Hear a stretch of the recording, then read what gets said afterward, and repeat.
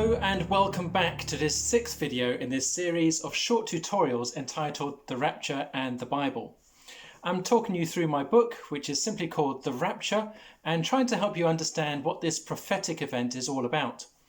In this video, I'm going to be summarising the story of the Bible so far, which will naturally lead us to ask in the next video, what is the next event on God's prophetic calendar? And as always, you may want to hit the pause button at frequent intervals, turn to your Bible and test everything that is said by the standard of God's Word. So first of all, a reminder of the story so far. The Bible has a beginning and an end. Such a simple statement is true not only in terms of its pages, but also in terms of its message. As Genesis begins with God's creation, so Revelation ends with the fulfillment of creation's purpose. One can clearly see this as the Bible is read through from start to finish, but even at a glance we notice some interesting comparisons between these two books which testify to their being a part of the same story, albeit at either end. For example, both speak of a paradise, one that was lost and one that is to come. And within both we find the tree of life. Within these books we find the start and the end of humankind's rebellion against God, as well as the first death and the promise that death will be no more. Even the devil is first introduced and then finally doomed, as we compare the beginning and the end of this story. Of course, the great assurance comes in the knowledge that it is God's story. God is the author, and nothing in it will occur outside of his control, his mercy, his love, his wisdom. He said, "I am the Alpha and the Omega, the first and the last, the beginning and the end." Now, in between the beginning and the end of the Bible, we have just one story, though delivered through many authors over many centuries with countless subplots. The story of the Bible is the message that God has created us with the intention of living in relationship with us. But through our inherent choice to sin, we fall short of his glorious holiness and are neither worthy nor capable of being in his presence. As the story progresses, we're provided with guidelines and examples of his holy standards and our inability to maintain them, leading to the realization that what humankind needed was a Messiah, a Saviour, someone who would save us from the consequence of our sin and restore our relationship with the Holy Lord Almighty. Jesus Christ, therefore, is the focal point of all Scripture. Not only are we told that all things were created through him, but having lost our purity through our sin, our Creator sacrificed himself by being cruelly killed on the cross in order to atone for our impurity, thereby giving us access to God's throne through his own pure and holy blood. But the story did not end there. Following Jesus' death, he came back to life again 3 days later, an assurance that those who trust in him will also conquer death. And then after his ascension back to heaven, he sent the Holy Spirit, who guides us according to God's holy will. The New Testament provides many wonderful letters in which the role of the Holy Spirit is described and the responsibility of the Christian is asserted. But in the background, there's this constant reminder that God's will is continually being accomplished, and at the time of his choosing, he will bring an end to this, his story. What's more, after this story, another story will begin, a story which is set in heaven and for which this current scene has just been a preparation. Revelation 21, 1-5 helps us to envisage this new scene. "Then I saw a new heaven and a new earth, for the first heaven and the first earth had passed away, and there was no longer any sea. I saw the holy city, the new Jerusalem, coming down out of heaven from God, prepared as a bride beautifully dressed for her husband.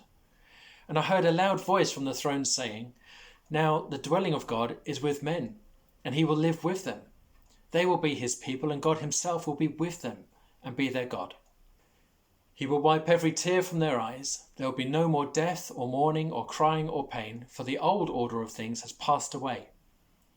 He who was seated on the throne said, 'I am making everything new.'" However, if God's story through the Bible has a beginning and an end, which introduces the everlasting sequel, then it's little wonder that it's often been a Christian trait to consider just at what stage in that story are we presently living in.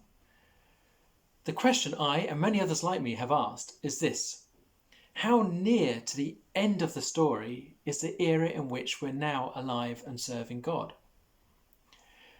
In relation to this question, one must acknowledge that there are some things we can know and there's some things which we simply cannot know. What one can be sure of is what has already passed, because the Bible tells us the story so far.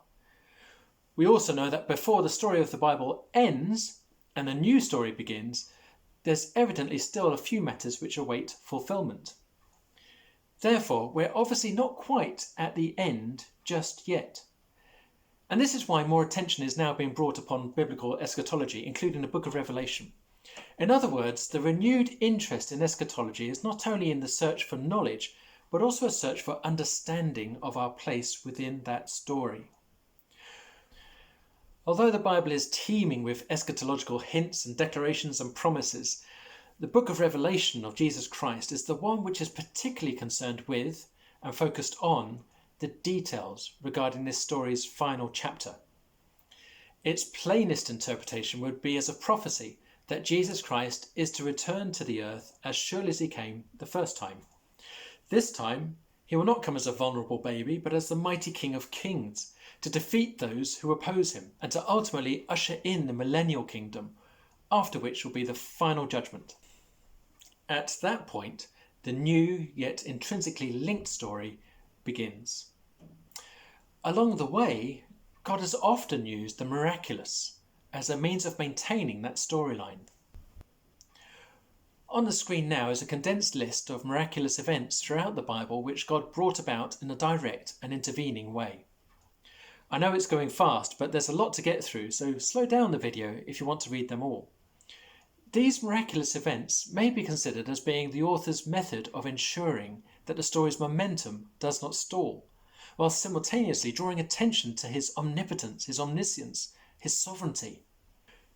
If the focal point of the Bible story is Jesus Christ, then each of these events acts as a reminder that nothing was going to stop God from implementing his plan of salvation.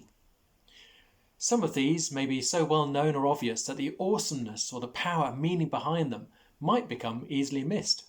If so, then perhaps it would help to consider each event in the context of the wider story as a whole, which God brought about for the sake of having an intimate relationship with us here and in the hereafter. These are merely 100 or so of the more obvious acts of divine intervention recorded for us in the Bible. There are many, many more which could have been listed, and between each of these are countless further acts of God which are brought about in a more subtle manner through circumstance, nature, or the ministry of God's people. So then, the point of this short tutorial is to make it clear that miraculous events are an inseparable part of the story of God and his desire to bring us into a relationship with him, which commences in this life but lasts for eternity. Some of these miraculous events are on a larger scale than others. Some come with human cooperation, some do not. This all leads the curious to ask, what's the next miraculous event in God's storyline? Is that next event also the final event, which is the final judgment prior to eternity? Or are there other prophetic events to occur before we get to the end of the story? Can we know what the next prophetic event is? And could it occur in our lifetime?